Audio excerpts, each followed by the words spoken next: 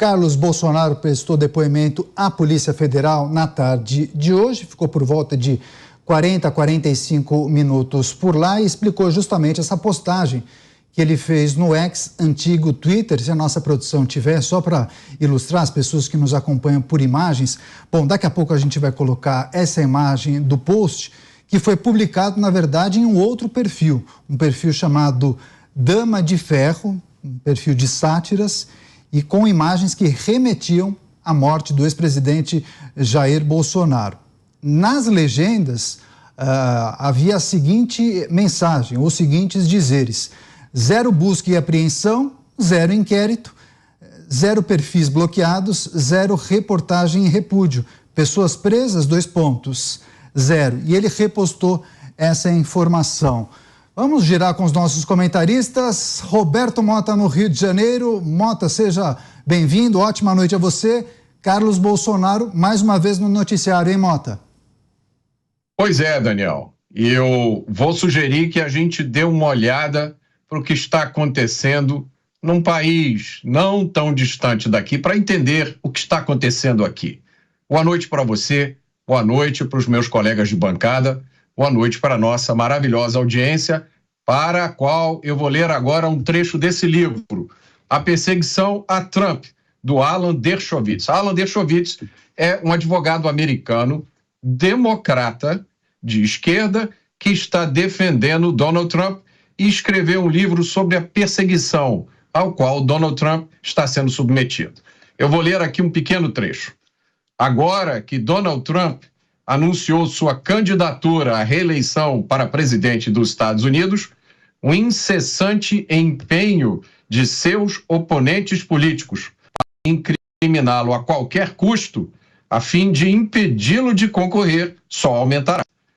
Esses esforços podem representar a ameaça mais significativa aos direitos civis desde do macartismo.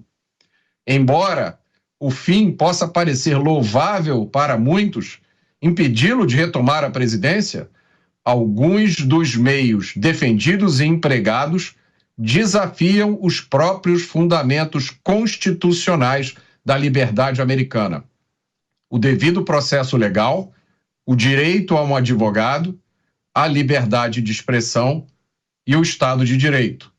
Muitas pessoas decentes acreditam que uma segunda presidência de Trump colocaria a nação em risco. Por isso, é difícil convencê-las de que os ataques às garantias constitucionais causarão danos duradouros e talvez irremediáveis aos direitos conquistados. O fato de que essas pessoas podem ter razão até um certo ponto dificulta ainda mais persuadir muitos cidadãos de que a ameaça aos direitos individuais pode ser maior e ainda mais perigosa. Eles enxergam o risco representado por Trump como concreto e imediato, enquanto o prejuízo às liberdades é mais abstrato e a longo prazo. Mas a história nos ensina que os fins, mesmo aqueles considerados nobres, não justificam os meios ignóbeis, incompatíveis com a democracia e o Estado de Direito.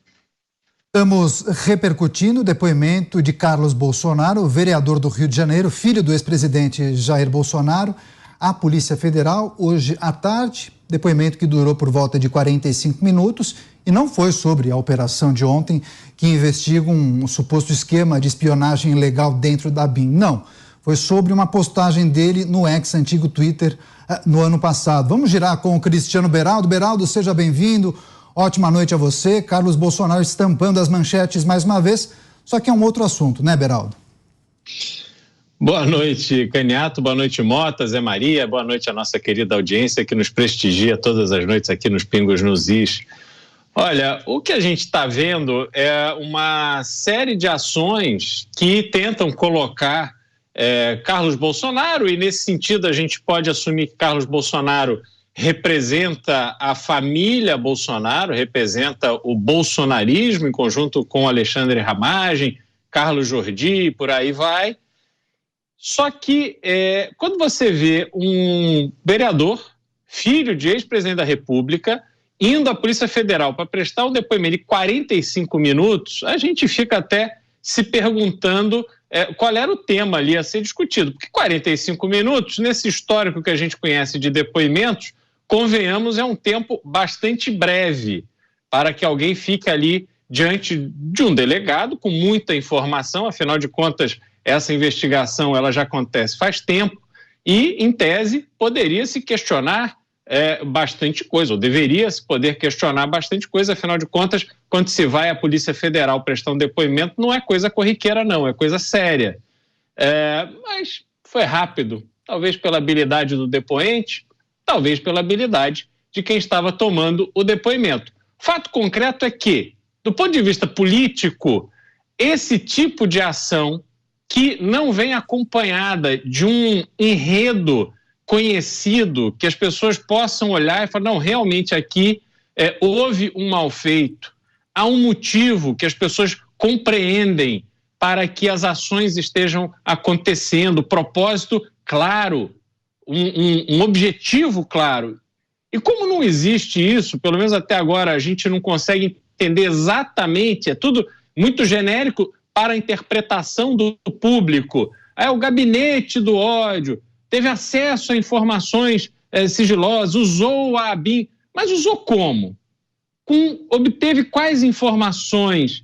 Como essas informações foram usadas? Isso não tem nada a ver se a pessoa apoia Bolsonaro ou não. Isso tem a ver com o bom senso da sociedade brasileira, que precisa compreender com lógica o que está acontecendo.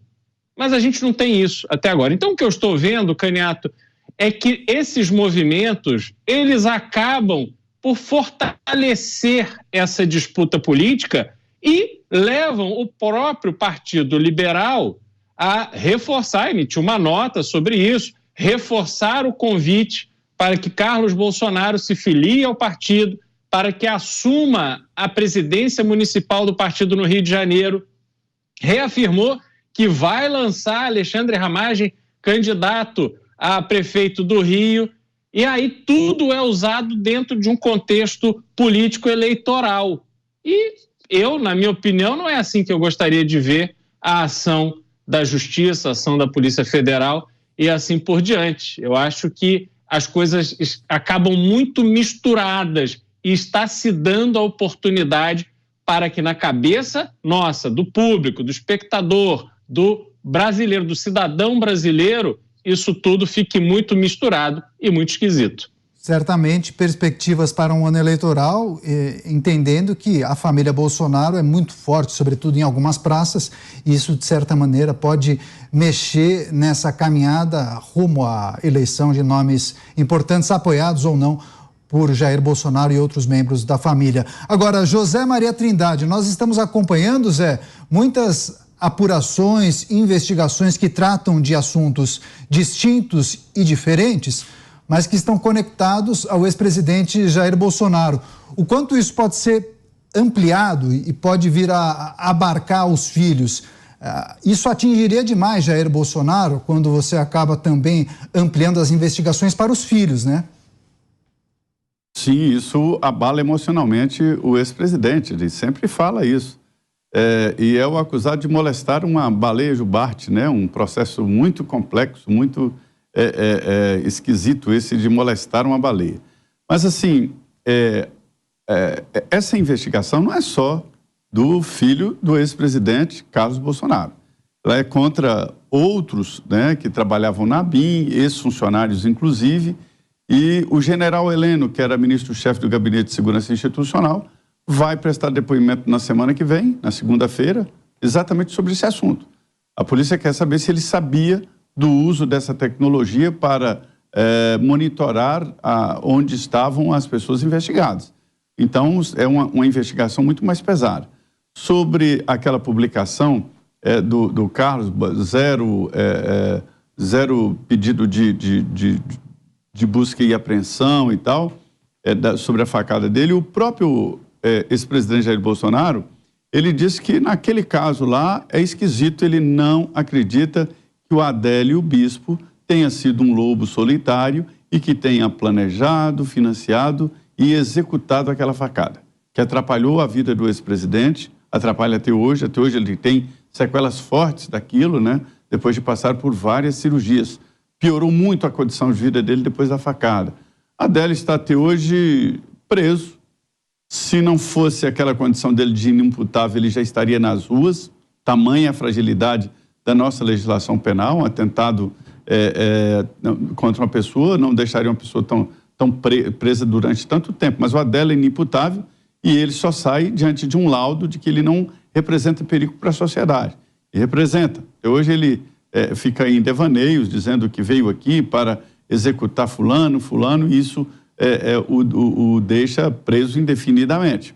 Então, assim, são pontos sensíveis que o Carlos Bolsonaro publicou. Realmente, eles acham que não houve investigação.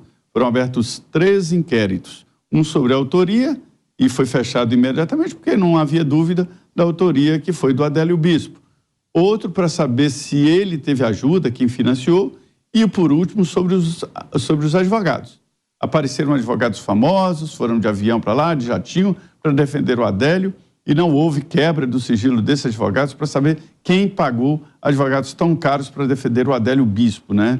Então são chagas ainda abertas nesse episódio.